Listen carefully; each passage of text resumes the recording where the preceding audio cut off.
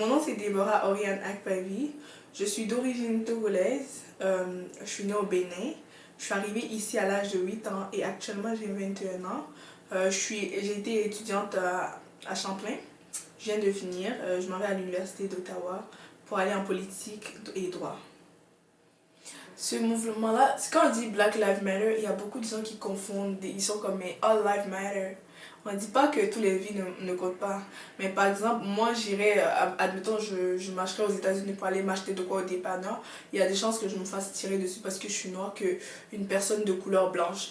Donc c'est à ce moment-là qu'on a commencé à dire Black Lives Matter. Parce qu'il y a des noirs qui ont été tués brutalement par des policiers, juste parce qu'ils sont noirs, pour des injustices. Par exemple, moi je trouve que c'est quelque chose qu'on doit parler. Par exemple, George Floyd qui s'est fait tuer cet été par des policiers. Moi c'est vrai que c'est quelque chose qui m'a beaucoup touchée de voir ça parce que comme je le dis, j'ai de la famille qui sont noirs, j'ai des hommes de ma famille qui sont noirs, donc ça aurait pu être des gens de ma famille. Donc moi j'ai pris ça à cœur et moi et mes amis, on voulait aller à Montréal pour faire la marche, mais malheureusement on n'a pas pu parce que à cause du Covid et tout. Donc on s'est dit ben pourquoi aller à Montréal, pourquoi ne pas créer notre Black Lives Matter ici et faire la marche ici. Donc j'ai ouvert la page sur Facebook juste comme ça. Puis de là, il y a beaucoup de gens qui sont participés, vraiment, et on a vu que genre comme on a du soutien dans la communauté de Sherbrooke. C'est juste on doit apprendre aux gens à s'aimer et à s'entraider quand c'est le temps. Comme par exemple le mouvement qu'on a fait cet été, ça nous a vraiment montré l'amour que les gens avaient pour leur prochain. Peut-être plus, le racisme c'est plus la peur de l'autre, moi je pense. C'est vraiment la peur de l'autre et c'est à nous d'éduquer ces personnes-là et de les faire comprendre qu'une personne qui est de couleur noire n'est pas si différente que toi, une personne qui est d'une religion différente n'est pas si différente que toi. On est tous égaux, on est tous humains. Et surtout, on voulait travailler avec la police pour montrer que, genre, comme, pour aussi montrer que c'est pas tous les policiers qui sont comme ça. Et aussi montrer aux policiers que nos enfants noirs ne devraient pas avoir peur de vous, mais plutôt se sentir en sécurité avec vous. Donc oui, moi je suis très Black Lives Matter parce que je sais que j'aurai des enfants noirs plus tard et j'ai pas envie que mes enfants vivent la même chose que moi, qu'ils aient les mêmes parcours que moi. C'est pas agréable de te sentir comment dire, comme un prisonnier en fait, qu'on recherche. Tu te sens constamment recherché. Admettons, des fois on voit des policiers, on n'a rien fait, mais on a tellement la peur qu'on préfère, on peut faire fuir, on peut faire s'éloigner, pourtant on n'a rien fait. Moi j'ai pas envie que mes enfants vivent ça, j'ai envie qu'ils vivent paisiblement et qu'ils profitent de la vie. Et j'ai pas envie qu'on les montre que tu es différent dès le bas âge et qu'ils perdent leur innocence par rapport à ça en fait. Moi je dirais ma couleur de peau.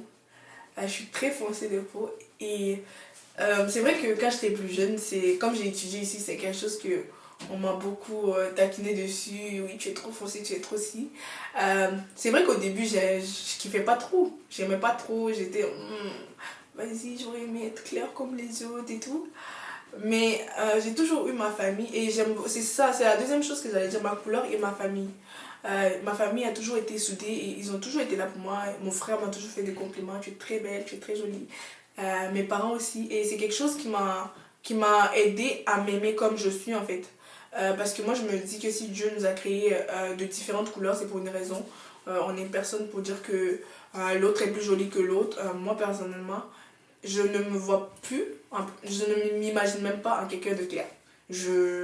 J'aime ma couleur, j'aime le chocolat que je suis et je l'accepte tellement que même quand il y a des petits enfants qui me demandent, mademoiselle, ah mais pourquoi maman elle est noire, moi je suis comme, ah mais je me suis trempée dans le chocolat parce que là il est comme, oh c'est nice moi aussi. Donc c'est vraiment, moi je pense que si toi-même tu t'aimes, tu reflètes l'amour que tu te donnes, ça fait que les gens ils t'aimeront plus et ils essaieront plus d'apprendre à te connaître en fait. Ça part de la confiance en soi et moi ma couleur de peau représente mon origine. Il représente mes pays, il représente mon continent. Et je pense que c'est la fierté d'être noire et je ne changerai rien. Je ne changerai ça pour rien en fait. Oui, moi personnellement, les futures générations, ce que je souhaiterais pour eux, qu'ils soient forts, très forts. Ils ont besoin de ça.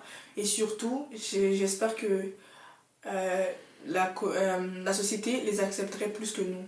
Nous, notre époque, c'est un peu plus différent. On se bat pour eux. On fait tout ça pour que les futures générations n'ont pas à faire ça en fait. Mais surtout, je remercierai mes ancêtres parce que je sais que les Noirs, on a une mentale d'acier. On est très fort mentalement. C'est vrai, des fois, on peut tomber, mais on se relève toujours et on a toujours le soutien de la famille qui nous soutiennent pour réussir. Et moi, c'est quelque chose que je pense que c'est important, très important même. Donc, je remercierai très fort mes ancêtres de cette, comme Rosa Parks, MacToll, Luther King. C'est pas mes ancêtres forcément. Moi, c'est plus, on va dire, Nelson Mandela et tout. Je suis très contente que ces gens-là ont pu se battre pour qu'aujourd'hui, ça soit plus paisible pour nous. Et au jour d'aujourd'hui, c'est à nous de nous battre aussi pour la future génération, pour qu'eux aussi aient à vivre une vie tranquille et à pas se battre constamment pour leurs droits qui est normal pour un humain. Tout ce que je peux dire, c'est s'il y a de l'inégalité, que vous voyez que vous soyez quelqu'un de couleur blanche ou peu importe, vous voyez une inégalité comme une communauté minoritaire, ne vous taisez pas, battez-vous, dites-le, déclarez, soyez là pour cette personne parce que c'est pas facile tous les jours de toujours te battre tout seul. Des fois, c'est quand même cool et c'est quand même agréable de savoir que quelqu'un de notre origine te soutient dans ce que tu fais, dans ton combat et tout.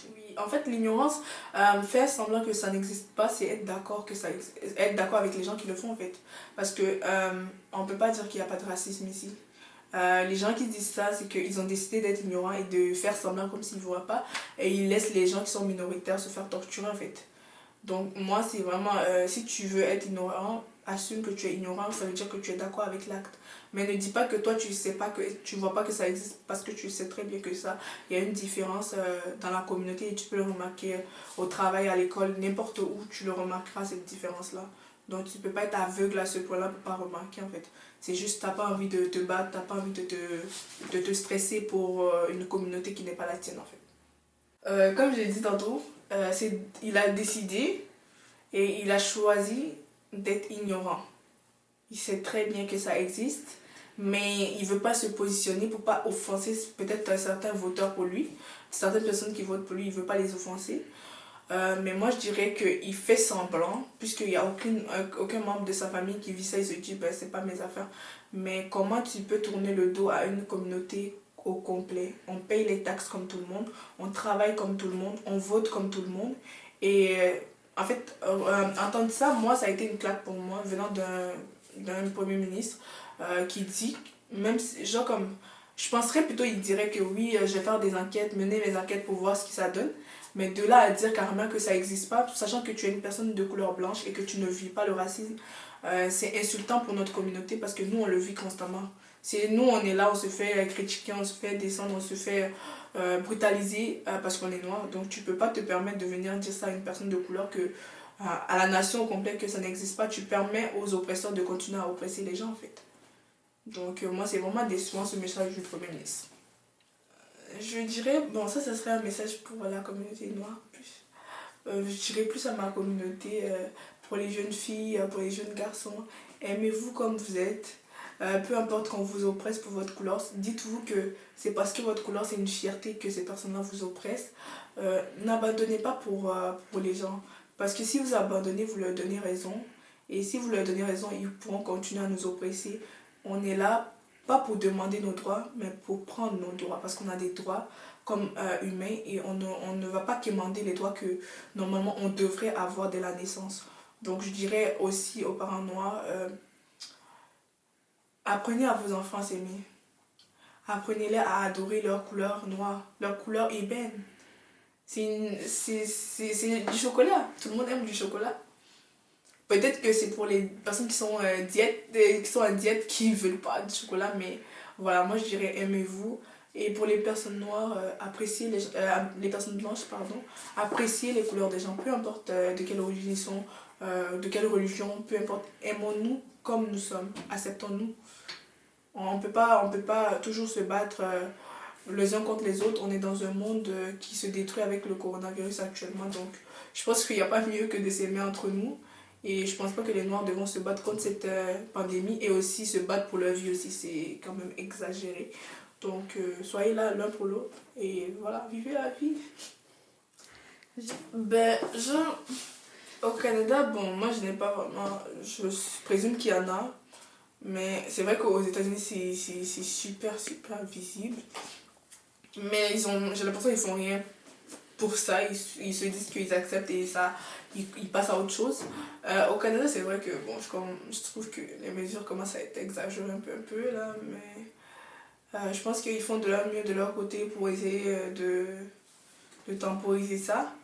Sur ce sujet-là, je suis pas trop au courant de la communauté, ce qui se passe avec la communauté pour le coronavirus ici. Euh, voilà, tout ce que je peux dire, c'est qu'ils essaient de leur mieux de le faire et j'espère que vraiment ils le font équitablement pour tout le monde, pas seulement pour une certaine communauté.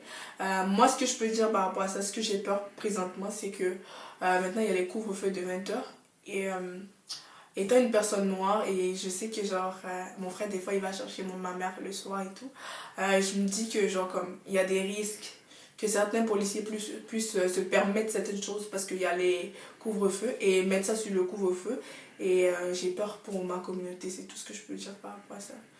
J'espère que ils vont vraiment le faire légalement et équitablement.